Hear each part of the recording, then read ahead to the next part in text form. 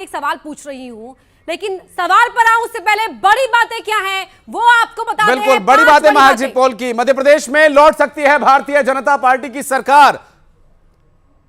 और महा exit poll में जो अब तक बड़ी बातें हैं वो आपको बता रहे हैं। बीजेपी को 124 सीटें मिलने का अनुमान जताया जा रहा है और इसके अलावा कांग्रेस जो 102 और 105 के आसपास दिखाई दे रही है, तो वहीं अन्य को 4 सीटें मिलने की संभावना इस एग्जिट पोल में दिखाई दे रही है। और मध्य प्रदेश में भारतीय जनता पार्टी अपर्णा सरकार बनाती नजर आ रही है एग्जिट पोल के मुताबिक।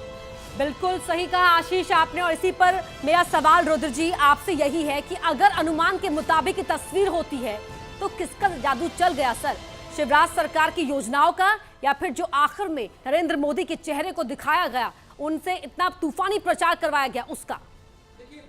एक चीज आपके सवाल का जवाब देने से पहले मैं एक चीज बताना चाहूँ कि जो टुडे चाणक्य का जो आपने दिखाया अभी सबसे लास्ट में, अगर हम पिछला 2018 का अगर हम देखें तो 2018 में भी 125 सीटों का अनुमान इन्होंने लगाया था यहाँ पे मध्य प्रदेश में, और लगभग 50 सीटों का अनुमान कांग्रेस के लिए उन्होंने लगाया था छत्तीसगढ़ में, और लगभग 2-4 मतलब आप मान के चलिए कि 7-8 सीटों का डिफरेंस था। और बिल्कुल सही सटीक जो टुडे चाणक्य ने अनुमान लगाया था वो अनुमान आंकड़ों में परिवर्तित हुए थे।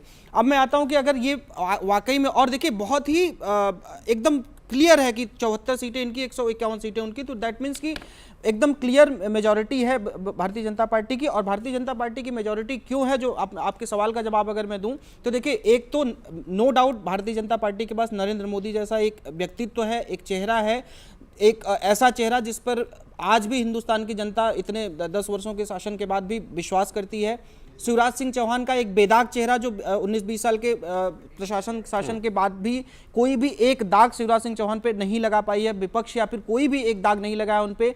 तीसरा जो एक जो महिलाओं के लिए जो योजना हुई, और जो नरेंद्र मोदी सरकार ने जो संसद के अंदर जो महिलाओं के लिए जो बिल पास हुआ, तो बहुत सारी चीज़ें हैं। बहुत सारी चीज़ों को अगर हम कंबाइन करके देखें, और संघ नो डाउट हमेशा संघ एक कैडर की तरह काम करता है, संघ एक घर घर पहुंचने का काम करता है, तो ये चारों पांचों चीज़ों को अगर मिक्स करके देखें तो ये चारों पांचों चीज़ें जो आंकड़े हमको देखने को मिलेंगे 3 तारीख को, या जो एग्जिट पोल में हमको देखने को मिल रहा है, ये सारे रीजंस रहे हैं। बिल्कुल। मनीष जी से एक सवाल रहेगा, शहरयार खान साहब भी हमारे साथ कांग्रेस से जुड़े। मनीष जी, पहले आपसे, आपके पास आकर के, बहुत पिछले कुछ आंकड़ों में, पिछले कुछ सालों में जो हमने कुछ चुनाव देखे, बहुत सारे लोग ये बात कह रहे हैं कि एग्जिट पोल जो है वो एक तरफ रह जाते हैं और नतीजे कुछ और ही कह जाते हैं। देखिए, पिछले समय में क्या हुआ होगा, कल अलग अलग लोगों ने किस तरीके से एग्जिट पोल बनाए, उनका क्या रिजल्ट रहा उससे पता लगता है। अगर एग्जिट पोल बहुत साइंटिफिक सैंपलिंग है, सबसे इंपॉर्टेंट है सैंपलिंग।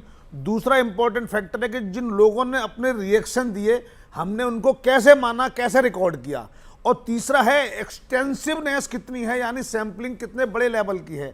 क्या हमने 2000 सैंपल लिए किसी कॉन्स्टिट्यूएंसी के लिए, 200 लिए या 20,000 लिए, उससे डिपेंड करेगा कि क्या होने वाला है। मैं समझता हूं अगर सीट वाइज आंकड़े भी अगर निकलते हैं तो और बेटर होता जाएगा। जैसे जैसे टेक्नोलॉजी इंप्रूव होगी, जैसे जैसे हमारा वोटर्स से कनेक्शन है, हमारा से मतलब है कि जो भी एजेंसी सर्वे कर रही है उसका जितना कनेक्ट वोटर से नजदीक होता जाएगा, वहां पता लगता जाएगा।